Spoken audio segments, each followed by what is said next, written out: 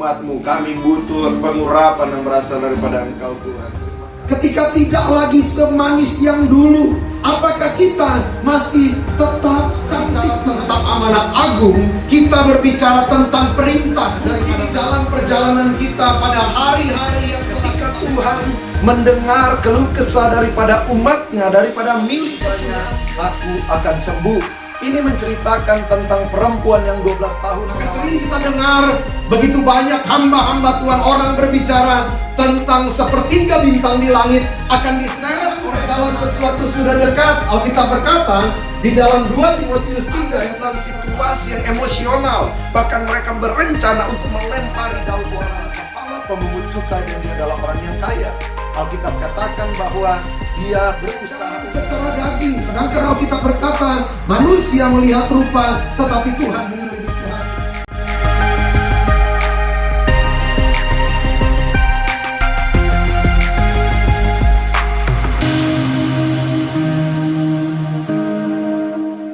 Shalom, salam sejahtera dalam kasih Tuhan kita Yesus Kristus.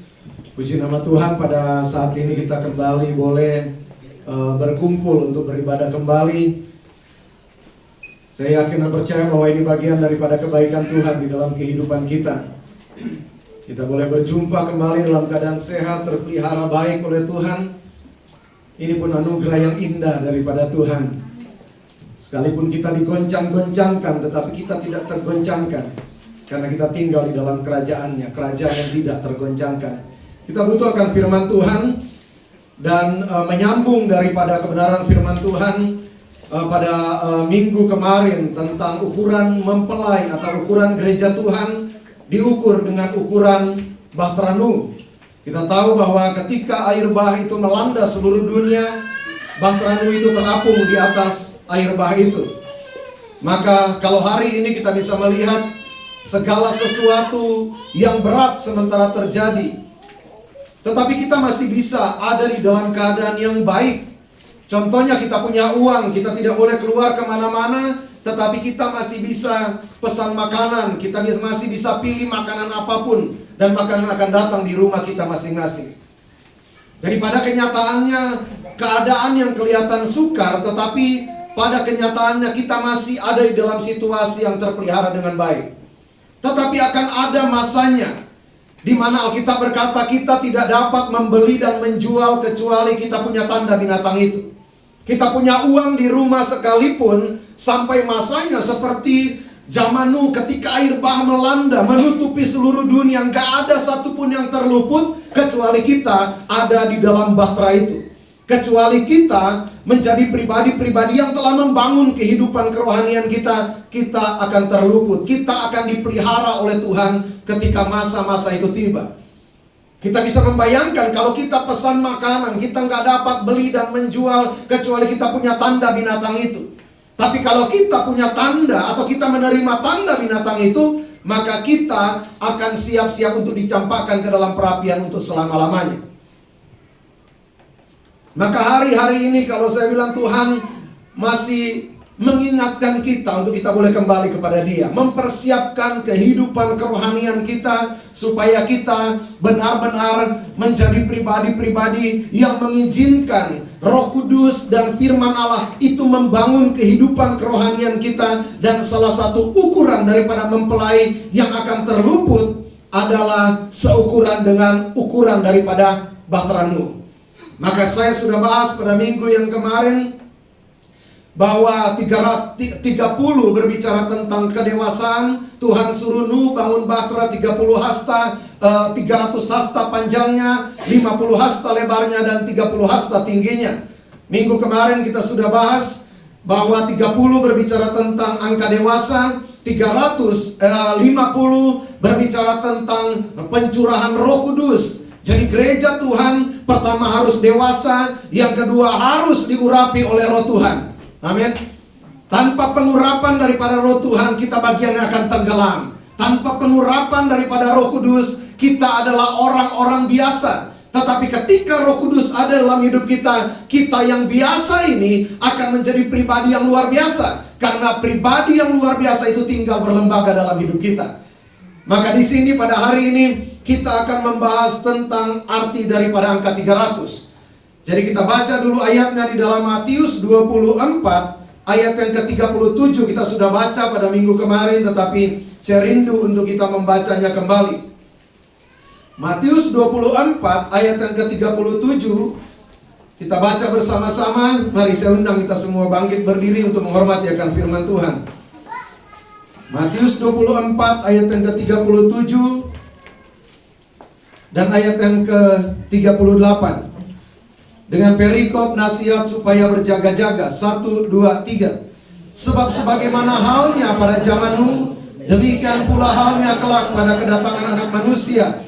Sebab sebagaimana mereka pada zaman sebelum air bah itu makan dan minum, kawin dan mengawinkan, sampai kepada hari Nuh masuk ke dalam bahtera. Ayat 39. Dan mereka tidak tahu akan sesuatu sebelum air bah itu datang dan melenyapkan mereka semua. Demikianlah pula lah halnya kelak pada kedatangan Anak Manusia. Ayat 43. Tetapi ketahuilah ini, jika tuan rumah tahu pada waktu mana pada malam hari pencuri akan datang, sudahlah pasti ia berjaga-jaga dan tidak akan membiarkan rumahnya dibongkar. Amin, puji Tuhan. Silakan duduk. Sebelum kita membahas akan arti daripada angka 300 di ukuran daripada bahtera Nuh, kita boleh memperhatikan di ayat yang ke-43 dikatakan, tetapi ketahuilah ini, jika tuan rumah tahu pada waktu mana pada malam hari pencuri akan datang, sudahlah pasti ia berjaga-jaga dan tidak akan membiarkan rumahnya dibongkar. Maka tadi saya katakan bahwa angka 50 berbicara tentang gereja Tuhan yang telah dipenuhi dengan Roh Kudus. Maka Roh Kudus inilah yang menjadi tuan rumah di dalam kehidupan kita. Bukankah kedatangan Tuhan digambarkan seperti pencuri? Maka tuan rumah di dalam kehidupan kita yaitu Roh Kudus menggerakkan setiap pribadi kita supaya kita menjadi pribadi yang bersiap. Karena waktu Tuhan sudah sangat singkat. Maka Tuhanlah yang mendorong kita supaya kita boleh hidup dalam pertobatan, supaya boleh kita mengizinkan untuk benar-benar firman Allah merombak segala dasar yang tidak benar di dalam hidup kita. Kitalah tuan rumah inilah yang mengizinkan, yang mendorong kita supaya kita punya bangunan yang tidak dapat ditembus oleh apapun juga. Dan tidak ada dasar yang lain selain Kristus. Tidak ada ahli bangunan yang lebih hebat daripada Roh Kudus. Maka Tuhan berkata kepada Zerubabel, bukan karena kekuatan, keperkasaan, tapi oleh karena Rohku, kata Tuhan. Amin. Jadi di dalam kehidupan kita hari ini Tuhanlah yang dorong kita. Roh Kuduslah yang dorong supaya kita mempersiapkan diri. Maka sering saya katakan kita gereja Tuhan seringkali hanya bisa melihat tanda-tanda alam tetapi tidak pernah membaca akan tanda-tanda zaman. Segala sesuatu yang terjadi hari ini bagian daripada yang harus terjadi menjelang kedatangan Tuhan. Maka waktu Tuhan sudah sangat singkat, kita gereja Tuhan harus benar-benar mempersiapkan diri. Maka angka 300 kita akan baca di dalam Hakim-Hakim 7. Hakim-Hakim 7 ayat yang ke-5 sampai ayat yang ke-7. Hakim-Hakim 7 ayat yang ke-5 sampai ayat yang ke-7. Kita baca bersama-sama. 1, 2, 3. Lalu Gideon menyuruh rakyat itu turun minum air, dan berfirmanlah Tuhan kepadanya, barang siapa yang menghirup air dengan lidahnya seperti anjing menjilat, haruslah kau kumpulkan tersendiri. Demikian juga semua orang yang berlutut untuk minum. Jumlah orang yang menghirup dengan membawa tangannya ke mulutnya ada 300 orang. Tetapi yang lain dari rakyat itu semuanya berlutut minum air. Lalu berfirmanlah Tuhan kepada Gideon, dengan ke-300 orang yang menghirup itu akan kuselamatkan kamu. Aku akan menyerahkan orang Midian ke dalam tanganmu. Tetapi yang lain dari rakyat itu semuanya boleh pergi masing-masing ke tempat kediamannya. Puji nama Tuhan. Jadi di sini kita bisa memperhatikan ketika ada sebuah peperangan yang begitu sangat besar. ketika Amalek dan Midian itu masuk untuk datang menghancurkan akan Israel ketika itu. Tetapi Alkitab menceritakan ketika Gideon meniup sangkakala, maka berkumpullah 32.000 orang untuk mengambil bagian di dalam peperangan yang terjadi ketika itu. Tetapi Alkitab berkata, kalau yang takut boleh pulang. Maka 22.000 orang itu pergi meninggalkan akan kelompok yang akan masuk dalam peperangan. Dan pada akhirnya Tuhan berkata, yang sisa 10.000 ini, Tuhan bilang kepada Gideon, bawa mereka untuk turun minum air. Jadi dibawa turun minum air, yang menjilat seperti anjing itu dipisahkan. Tetapi yang berlutut mengambil dengan tangannya itu dipisahkan. Dan jumlah orang yang menjilat seperti anjing jumlahnya adalah 9.700 orang. Yang tersisa adalah 300 orang. Dan Tuhan bilang, lewat ke 300 orang inilah. Jadi 300 ini adalah bagian yang benar-benar dari 32.000, sisa 10.000, dan dipilih lagi pada akhirnya sisa 300. 300 orang inilah yang Tuhan pakai untuk mengalahkan Midian dan Amalek. Alkitab berkata bahwa unta mereka itu jumlahnya seperti pasir pantai. Jumlah mereka juga yang datang seperti belalang banyaknya. Atau dengan kata lain bahwa 32.000 terlalu banyak untuk masuk di dalam peperangan untuk bisa mengalahkan akan Midian dan Amalek. 22.000 masih terlalu banyak. Tetapi dengan 300 orang, Tuhan memakai 300 orang ini untuk bisa mengalahkan akan Amalek dan Midian. Tuhan kita terlalu besar di dalam kehidupan kita untuk bisa membawa kemenangan di dalam kehidupan kita. Maka mari kita belajar menjadi pribadi yang mengizinkan Tuhan benar-benar berotoritas penuh di dalam kehidupan kita. Maka 300 berbicara tentang angka setia. Jadi kalau Tuhan suruh Nuh membangun Batra 300 hasta panjangnya, 50 hasta lebarnya, dan 30 hasta tingginya, yang pada akhirnya ketika air bah itu melanda seluruh dunia ini, di dalam Kejadian 6, Batra Nuh itu terapung di atas air bah itu. Kesusahan akan melanda, tidak akan pilih-pilih lagi. Alkitab berkata pada hari-hari terakhir akan datang masa yang sukar. Keadaan tidak akan semakin baik.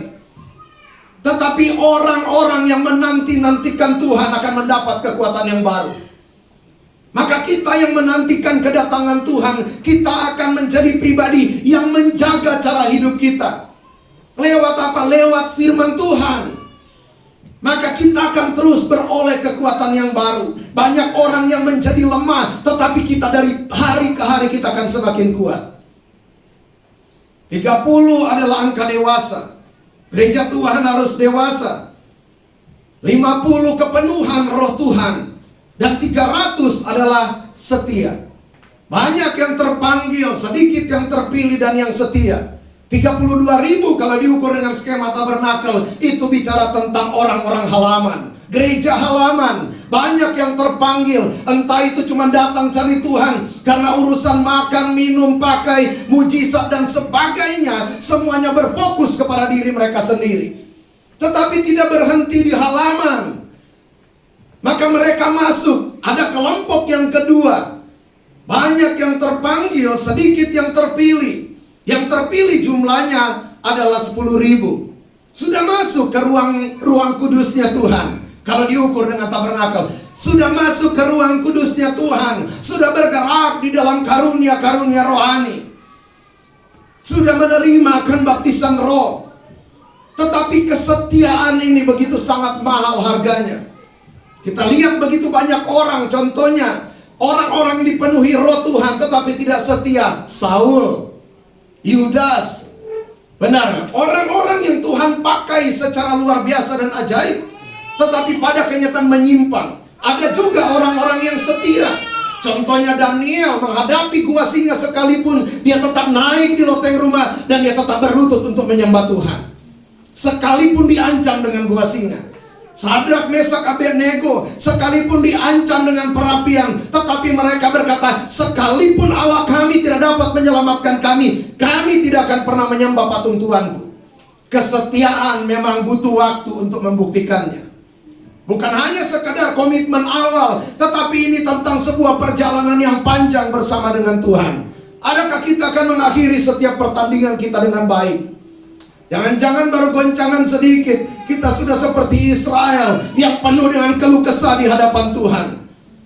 Jangan-jangan kesetiaan kita ketika ada sesuatu yang lebih indah daripada perjalanan kita dengan Tuhan yang ditawarkan oleh dunia, ternyata kita pilih jalan itu. Tetapi sekali kita mengambil keputusan untuk benar-benar kita cinta berkomitmen dengan Tuhan, kita akan maju terus sekalipun penuh dengan air mata. Paulus berkata, aku tahu penjara, aku tahu penderitaan, kelaparan, aniaya, tetapi hidup adalah Kristus, mati adalah keuntungan. Hidup bukan aku lagi, melainkan Kristus yang hidup di dalam aku. Butuh komitmen yang kuat ketika kita berjalan bersama dengan Tuhan. Tuhan merindukan dalam hidup kita. Kita bukan hanya menjadi kelompok yang banyak terpanggil, bukan hanya kita menjadi bagian yang sedikit yang terpilih, tapi Tuhan mau kita masuk sampai ke ruangan Maha Kudusnya Tuhan. Kita menjadi golongan yang setia. Pertarungan gereja Tuhan hari ini ada di ruang kudus. Antara kita akan naik sampai ke ruang Maha Kudus, ke Sion kota Allah yang hidup. Di sana kita akan dibangun oleh Tuhan, atau kita akan turun ke halaman. Periksa kehidupan kita. Makin hari kita makin tambah cinta Tuhan, atau makin hari kita semakin merosot ke halaman. Semakin cinta akan perkara-perkara dunia, semakin cinta akan yang namanya mamon. Semakin hari kita semakin dewasa. Cinta yang dewasa bukan cinta yang hanya berharap sesuatu pemberian. Cinta yang dewasa adalah cinta yang akan berkorban, melakukan apapun untuk pribadi yang dicintai mereka. Cinta kita yang dewasa, 30 angka dewasa, gereja Tuhan mempelai yang dewasa, pasti akan punya sikap hati yang benar di hadapan kekasih hatinya. Bukan seumur hidup hanya ngemis saja sama Tuhan. Kalau cinta hanya minta matre namanya. Tetapi kita cinta sama Tuhan, kita akan melakukan apapun untuk menyenangkan Tuhan. Sekalipun kita sendirian seperti Daniel, sekalipun kita cuma bertiga seperti Sadrak, Mesak, Abednego di antara begitu banyak orang, tetapi Tuhan adalah pilihan yang terbaik dalam hidup kita. Berapa banyak orang yang diselamatkan di Sodom dan Gomora, itu cuma beberapa orang. Kedatangan Tuhan digambarkan seperti zaman Nuh dan seperti zaman Lot. Di situ kita bisa melihat bukan tentang jumlah, tetapi tentang kualitas. Di zaman Nuh cuma beberapa orang, Nuh dan keluarganya. Di zaman Lot cuma beberapa orang. Jadi bukan tentang kita membangun sesuatu yang banyak, tetapi tanpa kualitas di dalamnya. Gereja Tuhan harus menggarami dunia ini, bukan dunia yang menggarami gereja. Kita yang harus jadi terang, bukan terang yang ada dirusak oleh situasi, supaya kita menjadi orang-orang yang relevan dengan dunia ini. Kita nggak akan pernah berjalan untuk serupa dengan dunia ini. Tapi kita harus berjalan tetap mengarahkan pandangan kita kepada Kristus. Tujuan kita adalah menjadi serupa segambar dengan Kristus. Gak apa-apa kita ditolak dimanapun, yang penting kita diterima oleh Tuhan. Daripada kita berusaha dalam pergaulan anak-anak muda, kita berusaha supaya kita diterima di mana kita datang, akhirnya kita menjadi seperti mereka.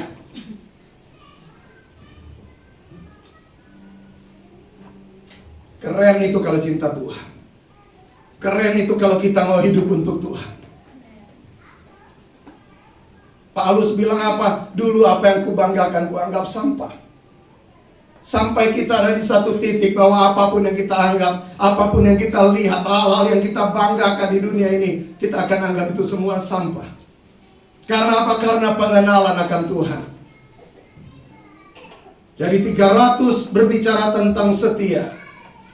Dan setia bagian daripada buah roh. Jadi yang Tuhan rindukan dalam hidup kita, supaya kita akan setia sampai akhir.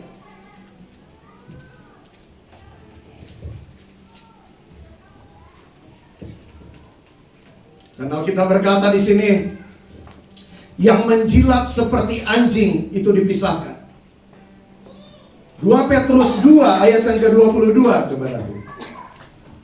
2 Petrus 2 ayat yang ke-22. Mulai ayat yang ke-19 dulu. Kita baca sama-sama.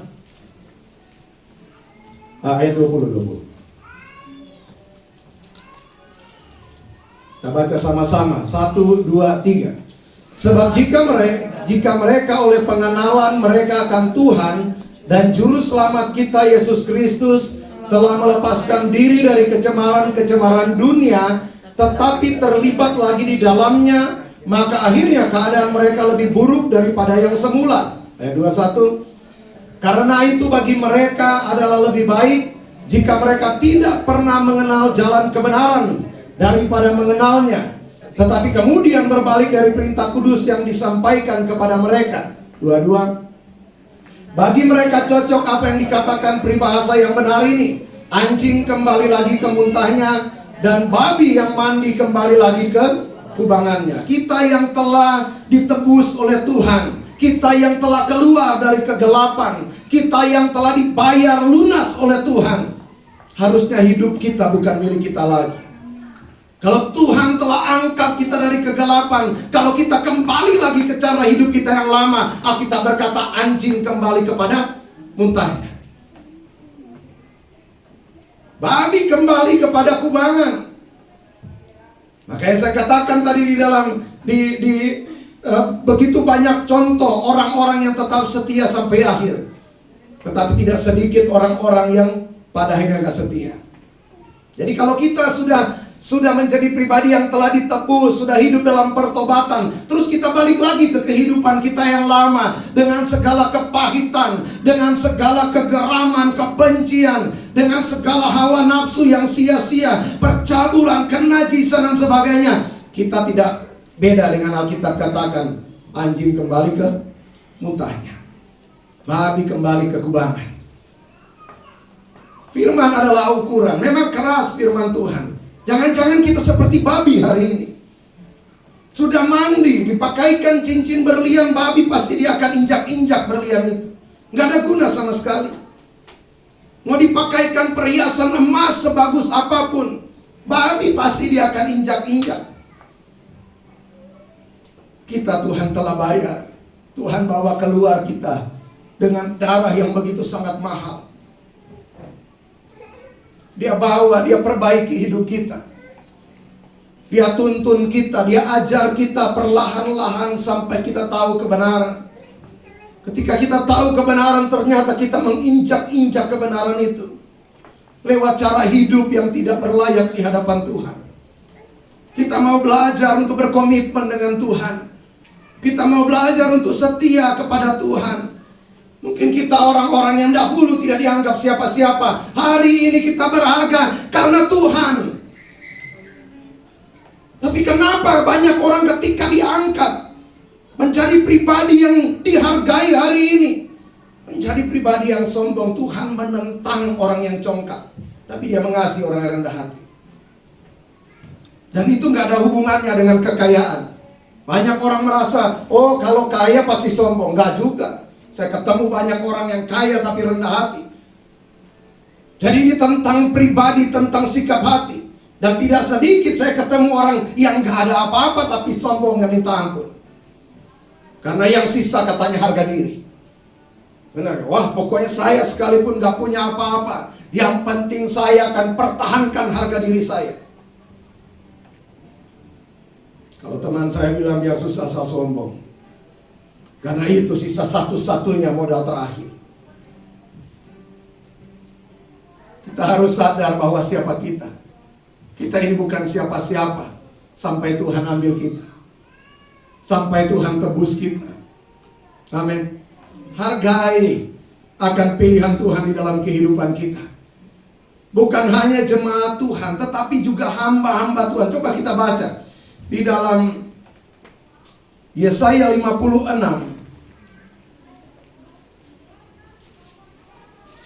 Jadi banyak orang yang hidup pada akhirnya seperti anjing yang kembali kepada muntahnya. Yesaya 56 ayat yang ke-10. Kita akan baca ayat 10 dan ayat yang ke-11. 9, 10 dan 11. Dengan perikop pemimpin-pemimpin yang fasik. 1, 2, 3. Hai segala binatang di padang, hai segala binatang di hutan, datanglah untuk makan. Sebab pengawal-pengawal umatku adalah orang-orang buta. Mereka semua tidak tahu apa-apa. Mereka semua adalah anjing-anjing bisu, tidak tahu menyalak. Mereka berbaring, melamun, dan suka tidur saja. Anjing-anjing pelahap yang tidak tahu kenyang. Dan orang-orang itulah gembala-gembala yang tidak dapat mengerti. Mereka semua mengambil jalannya sendiri, masing-masing mengejar laba, tiada yang terkecuali. Jadi bukan hanya tentang jemaat biasa, bukan hanya tentang domba yang seperti anjing kembali ke kubangan, tetapi tidak sedikit Alkitab katakan di sini bahwa pemimpin-pemimpin yang fasik adalah gembala-gembala yang sudah digambarkan seperti anjing. Maka Alkitab berkata, hai segala binatang di padang, hai segala binatang di hutan, datanglah untuk makan. Tuhanlah mengumpulkan kembali domba-dombanya. Dan Tuhan sendiri akan memberikan makanan yang terbaik kepada domba-dombanya. Sebab pengawal-pengawal umatku adalah orang-orang buta. Orang buta menuntun orang buta. Dan mereka semua tidak tahu apa-apa. Mereka semua adalah anjing-anjing bisu. Anjing kembali kepada muntahnya. Bahkan para gembala-gembala pada akhirnya keadaan, situasi, dan kesempatan yang ada di dalam kehidupan mereka melayani Tuhan membawa mereka pada akhirnya kembali ke muntahnya. Memperkaya diri sendiri tanpa memikirkan kehidupan orang, sibuk mencukur bulu domba tanpa memberikan makanan yang terbaik. Masa-masa yang baik dicukur terus, masuk masa yang kering, tidak memberikan selimut yang terbaik buat domba yang kedinginan. Maka digambarkan seperti anjing-anjing pelahap. Jadi bukan hanya tentang jemaat Tuhan, tetapi tidak sedikit juga orang-orang yang melayani Tuhan yang digambarkan sudah seperti anjing. Jadi Alkitab berkata, mereka semua tidak tahu apa-apa. Mereka semua adalah anjing-anjing bisu, tidak tahu menyalak. Mereka berbaring, melamun, dan suka tidur saja. Kita diselamatkan untuk penyelamatan. Kita adalah hamba-hamba Tuhan. Kalau kita tidak bergerak, kita cuma tidur, melamun saja, entah apa yang kita lakukan, yang gak ubahnya kita seperti apa yang kita katakan ini. Seperti anjing bisu. Cuman suka melamun saja, tidak melakukan apa-apa. Kita, Tuhan mau kita diselamatkan untuk menyelamatkan. Kita adalah pribadi-pribadi yang Alkitab katakan kita supaya boleh menjadi terang, menjadi garam buat orang sekitar kita. Tapi kalau kita cuma duduk sibuk melamun, entah apa yang kita pikirkan, kita tidak lagi bekerja, kita tidak lagi menjadi berkat, memberitakan kabar baik kepada orang sekitar kita, kita sudah kembali kepada muntah. Karena kita mulai fokus dengan diri kita sendiri. Perhatikan hidup kita. Kalau kita mulai fokus kepada diri kita sendiri, kembali kepada Tuhan. Kalau kita mulai mengejar sesuatu untuk supaya kita terpuaskan, kembali kepada Tuhan. Pada akhirnya tanpa disadari kita akan mulai menyimpang. Kita bukan lagi menjadi orang yang sibuk mengejar Tuhan, tapi kita mulai sibuk mengejar perkara-perkara dunia ini. Oh, hati-hati. Hati-hati. Ayat yang ke-11, anjing-anjing pelahap yang tidak tahu kenyang, dan orang-orang itulah gembala-gembala yang tidak dapat mengerti. Mereka semua mengambil jalannya sendiri, masing-masing mengejar laba, tiada yang terkecuali. Kalau mau kaya atau mau mengejar kekayaan, jadi pengusaha saja. Dagang saja. Tapi kalau kita memilih untuk melayani Tuhan, terus kita mulai menjadi pribadi yang terpikat, wah, Tuhan tetap akan pelihara kita. Andalkan Tuhan sepenuhnya dalam hidup kita. Dia nggak akan pernah melepaskan kita. Dia nggak akan pernah membiarkan kita. Daud bilang, Tuhan adalah gembalaku, takkan kekurangan aku. Yang menggembalakan kita bukan orang biasa. Yang menggembalakan kita bukan sekedar kaya, pencipta langit dan bumi ini. Ada makan, ada pakaian, cukup, Alkitab berkata. Kalau Tuhan masih memberikan satu takaran, contohnya Tuhan masih takar kita dengan satu mangkuk, bersyukur dengan hal itu. Siapa tahu dengan ucapan syukur kita di hadapan Tuhan, Tuhan bawa satu ember buat kita. Ternyata dengan ucapan syukur kita, Tuhan bawa yang lebih besar lagi dalam hidup kita. Siapa yang tahu? Tapi kalaupun ternyata takarannya masih segitu, bersyukur sama Tuhan. Tuhan tahu kan apa yang kita butuhkan. Tuhan pelihara kita dengan cara yang ajaib. Tuhan mau kita menjadi pribadi-pribadi yang setia. Jadi jangan sampai kita seperti gembala-gembala ini yang cuma mengejar laba saja. Kita kembali ke hakim-hakim. Kita lihat di dalam peperangan itu apa yang terjadi.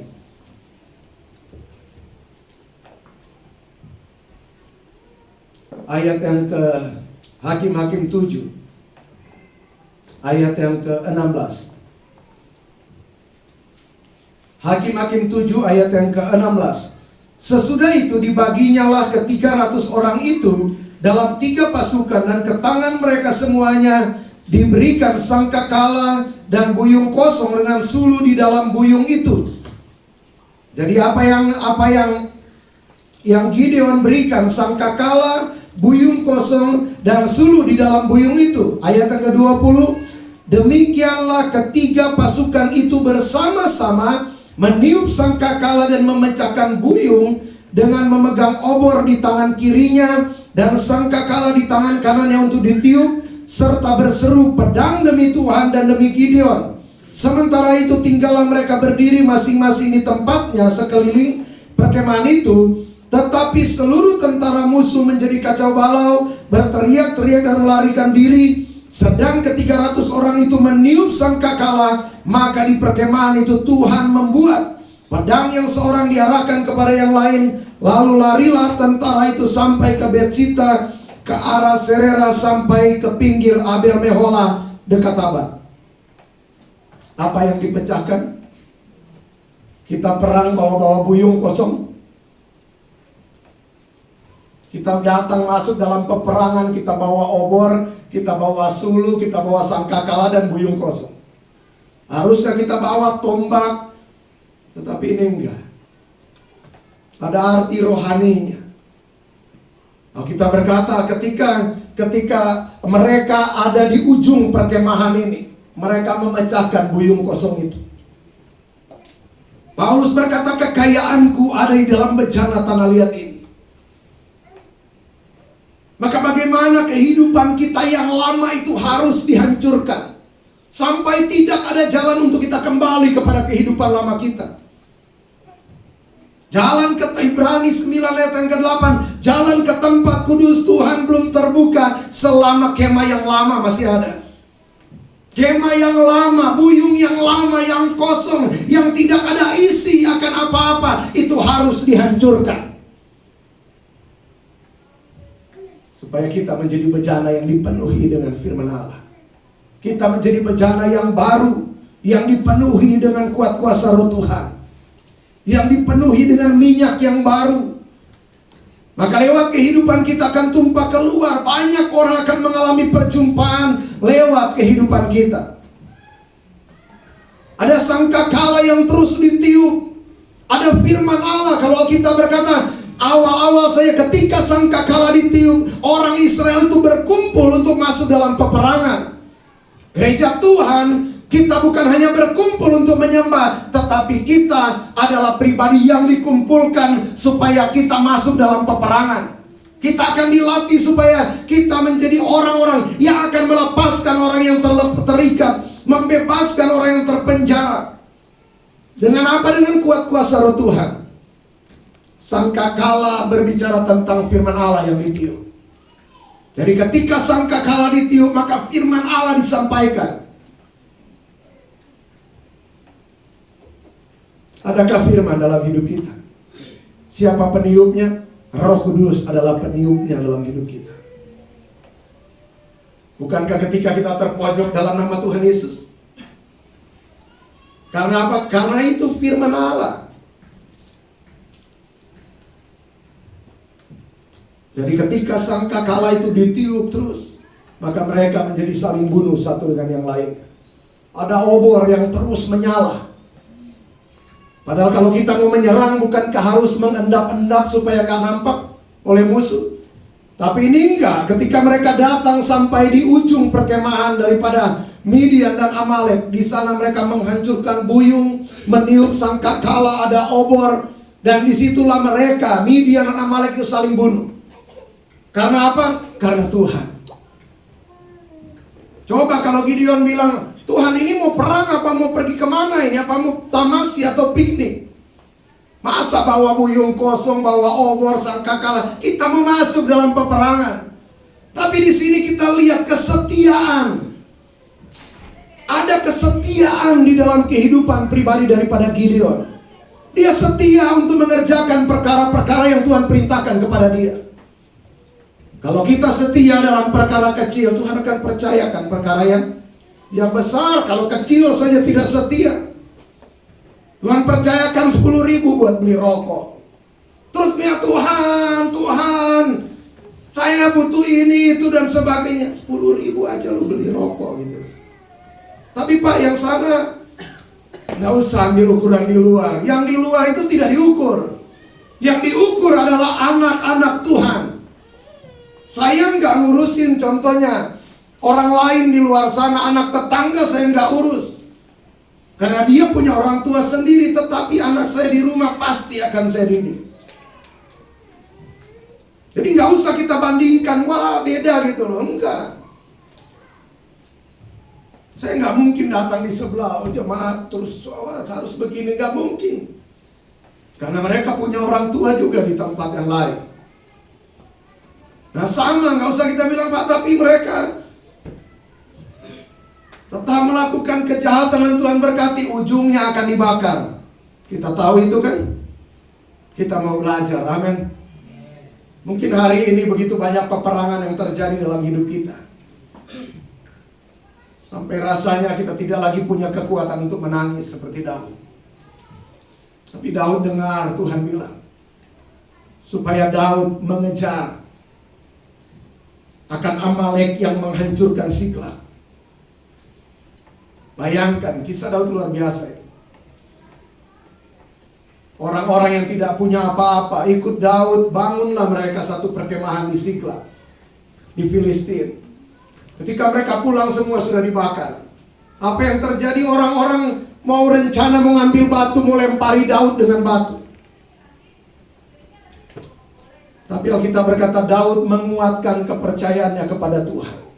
Dan Tuhan berfirman kepada Daud, kejar, tidak ada satupun yang akan mati. Dan mereka mengejar, ratusan orang mereka, 600 orang kalau tidak, mereka mengejar Amalek. Semuanya lepas.